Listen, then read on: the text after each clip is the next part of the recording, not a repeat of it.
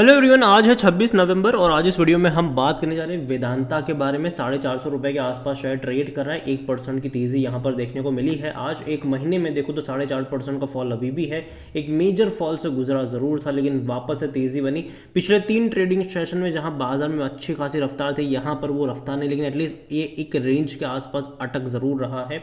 जहाँ अदानी के शेयर्स में हमने मेजरली फॉल देखा था पिछले कुछ टाइम में यूएस ब्राइबरी के केस को लेकर, तो उस टाइम पे वेदांता का शेयर भी थोड़ा बहुत असर हुआ था, क्योंकि वेदांता भी पैसा रेज करने की कोशिश कर रहा है। लेकिन उसको लेकर अपडेट भी है, सब कुछ डिस्कस करेंगे इस वीडियो में। लेकिन उससे पहले अगर आपने अभी तक चैनल को सब्सक्राइब नहीं किया है तो प्लीज़ अभी इसे सब्सक्राइब कर लीजिए, क्योंकि आगे भी बहुत सारे वीडियोज़ हैं जो आपको काफ़ी ज़्यादा हेल्प करेंगे।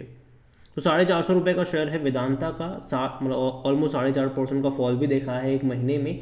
एक साल में देखो तो अभी भी बेहतरीन तेज़ी है, 90% की तेज़ी है और ग्राफ बेहतरीन रहा। एक बड़ी रफ्तार बहुत ही कम टाइम में आ गई थी, यहाँ पर डबल से भी ज़्यादा पैसा इसने बनाकर दे दिया था। लेकिन उसके बाद अगर आप देखो तो ये लगातार कंसोलिडेट कर रहा है। पिछले अक्टूबर से अगर आप देखो तो ये 500 रुपये से भी 515 रुपये के लेवल से लगातार गिरा है। इनिशियल तौर पर डेफिनेटली कह सकते हैं कि 410 से 400 रुपये का जो लेवल है वो सपोर्ट के तौर पर यहाँ पर काम ज़रूर कर रहा है। पैसा रेज करने को लेकर भी अगर आप देखोगे तो भैया वेदांता रिसोर्सेज ने एक्सेप्ट करा है $800 बिलियन का बॉन्ड्स की जो बिड्स है वो। क्योंकि देखो पिछले टाइम में हुआ यह था कि भाई जो अदानी चर्चा में थे, अदानी भी पैसा रेज कर रहे थे और उसी को लेकर अदानी में दिक्कतें भी हुई थी यहाँ पर। अगर आप देखोगे यहाँ पर तो Vedanta resources parent of the India's Vedanta has accepted bid worth $800 million, जो कि रुपीस में 6,745 करोड़ के आसपास बनते हैं, for $2 planned bond to refinancing outstanding date.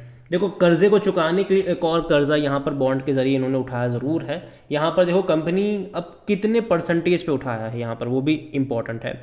तो company will pay a coupon of 10.25% on 3 years and 6 month bond and 11.25% on 7 year bonds. तो जो 3.5 साल का जो बॉन्ड है उसमें ये 10 पॉइंट मतलब 25% का इंटरेस्ट है यहाँ पर, और बाकी का जो 7 साल का बॉन्ड है उसमें तकरीबन 11.25% का यहाँ पर इंटरेस्ट है यहाँ पर। हालांकि मीडिया से भी इसके बारे में कुछ बताया नहीं। The source did not wish to identified because they are not authorise to speak. Vedanta which has interest ranging from oil and gas mining minerals did not immediately response. Vedanta ने भी हालांकि इसको लेकर भी कोई रिस्पॉन्स नहीं दिया है।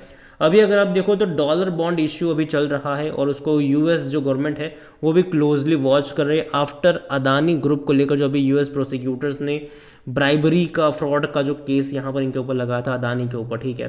तो उसका असर वेदांता पे भी पड़ा था, क्योंकि देखो वेदांता पे भी पैसा यहाँ पर रेज तो कर रहा है, ठीक है।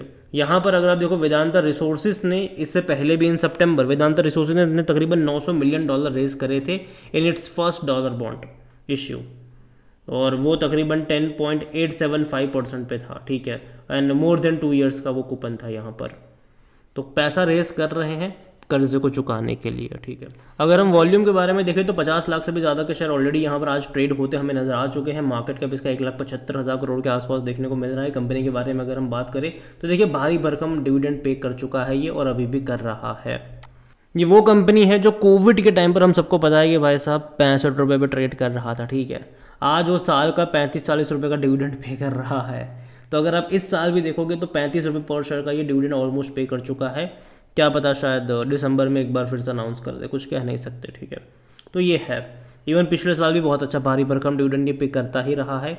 इसके कोविड के टाइम पे जब भी 65 रुपये का था तब से लेकर अब तक अगर हम देखें तो ये 200 रुपये से भी ज़्यादा का डिविडेंड ऑलरेडी पे कर, ऑलमोस्ट 200 रुपये के आसपास का डिविडेंड ये पे कर चुका है। सिर्फ डिविडेंड से लोगों का 3 गुना पैसा बना है, और इसके अलावा शेयर प्राइस में जो तेज़ी आई वो अलग से यहाँ पर।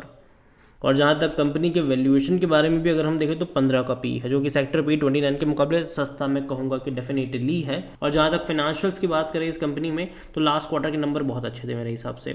तकरीबन 4,350 करोड़ के आसपास का इनका प्रॉफिट हुआ था, और 40,000 करोड़ से भी ज़्यादा का इनका रेवेन्यू था, जो कि देखा जाए तो पिछले कुछ क्वार्टर के मुकाबले प्रॉफिट और रेवेन्यू शानदार यहाँ पर देखने को मिला, लगातार इंक्रीज हो रहा है। क्योंकि इससे पहले का भी क्वार्टर में प्रॉफिट अच्छा था 3,600 करोड़ का, लेकिन उससे पहले के क्वार्टर में देखो तो 1,340 करोड़ 1,370 मतलब करोड़ का प्रॉफिट था। उससे पहले 2,000 करोड़ था। उससे पहले तो लॉस किया था इन्होंने। उससे पहले 2,600 करोड़ था, उससे पहले 1,800 करोड़, तो ये कम प्रॉफिट्स थे। लेकिन अब अगर आप देखो तो पिछले 2 क्वार्टर में प्रॉफिट बढ़े हैं और डेफिनेटली इनको और अपने प्रॉफिट्स बढ़ाने पड़ेंगे। रीज़न सिंपल सा है कि डिविडेंड से ही बहुत सारा पैसा ये लोग निकाल रहे हैं। तो कंपनी जितना डिविडेंड पे कर रही है उतना तो कमाए ये लोग।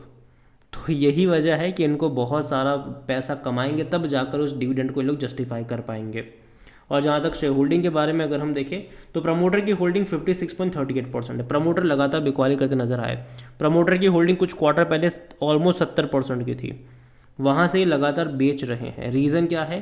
पैसा जुटा रहे हैं ये डेट चुकाने के लिए।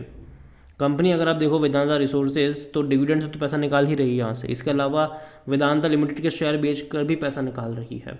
इसके अलावा हिंदुस्तान जिंक में जहाँ पर वो प्रमोटर है वहाँ पर भी शेयर को बेचकर और गिरवी रख के पैसा जुटाया जा रहा है। डिविडेंड के थ्रू भी पैसा वहाँ से निकाला जा रहा है। तो लगातार पैसा यहाँ से विड्रॉ कर रहे हैं ये, और जाहिर सी बात है इनको ये करना ही पड़ेगा, तब जाकर ये अपनी जो भी डेट को लेकर रिक्वायरमेंट्स है, जो भी ऑब्लिगेशंस है, उसको ये लोग मीट कर पाएंगे। जहाँ तक प्रमोटर की होल्डिंग देखें तो हालांकि सभी मतलब सारे के सारे शेयर्स गिरवी ही है। अच्छी बात है कि इंस्टीट्यूशन भी अच्छी खासी क्वांटिटी में खरीदारी करके बैठे हैं यहाँ पर। 7.62% म्यूचुअल फंड्स के पास है, 8.78% डोमेस्टिक इंस्टीट्यूशंस के पास है, 11.45% एफआईएल्स के पास है। और रिटेल की होल्डिंग देखो तो 10.83% की है। अदर पार्टी 4.94% का स्टेक यहाँ पर लेकर बैठे हुए हैं। ओवरऑल अगर मैं बात करने जाऊँ वेदांता को लेकर, देखो कंपनी खराब नहीं है, लेकिन अगर आप नज़र करोगे इस कंपनी के ऊपर तो पिछले अक्टूबर से डिक्लाइन फेज़ है। और हालांकि ये पहले भी हमें देखने को मिला है, ठीक है। अक्टूबर से भैया बहुत सारी कंपनियों के शेयर में बहुत बड़ी बड़ी गिरावट हमने देखी है। अब जाके थोड़े बहुत संभल भी रहे हैं। जहाँ तक इनिशियल सपोर्ट की मैं बात करूँ तो मुझे लगता है कि एक 400 से 410 रुपये का लेवल इंपॉर्टेंट रहेगा यहाँ पर। वहाँ पर इसका अटकना ज़रूरी है, वहाँ पर इसका बेस बनना ज़रूरी है। बन जाएगा तो अच्छी बात है, नहीं बनेगा तो फिर आप जानते ही कि क्या होता है, ठीक है, जब सपोर्ट लेवल टूटता है। और देखो वेदांता डिविडेंड मेरे हिसाब से आगे भी बड़ी मात्रा में पे करता रहेगा, क्योंकि डेट को चुकाना है इन्हें, ठीक है। डेट चुकाना है, उसके लिए डिविडेंड भारी मात्रा में पे करना ज़रूरी रहेगा, क्योंकि वहीं से पैसा आएगा, वहीं से ये लोग कर्जा भी चुकाएंगे। तो ये ज़रूर होगा यहाँ पर। हालांकि उम्मीद तो मैं यही करूँगा कि देखो चीज़ें बेहतर हो, लेकिन जो मेटल सेक्टर है, ठीक है, जो कमोडिटी सेक्टर है, ग्लोबल अप्स एंड डाउन्स का बहुत ज़्यादा असर पड़ता है इन सेक्टरों के ऊपर। जब भी टेंस सिचुएशन होती है, जब भी वॉर लाइक सिचुएशन होती है, तो असर पड़ता है उनका। तो यहाँ पर वो चीज़ भी देखना ज़रूरी रहेगा, क्योंकि अभी अगर आप देखो तो वापस से रशिया यूक्रेन वापस मतलब जाग चुके हैं, ठीक है। ईरान इजराइल तो है ही है।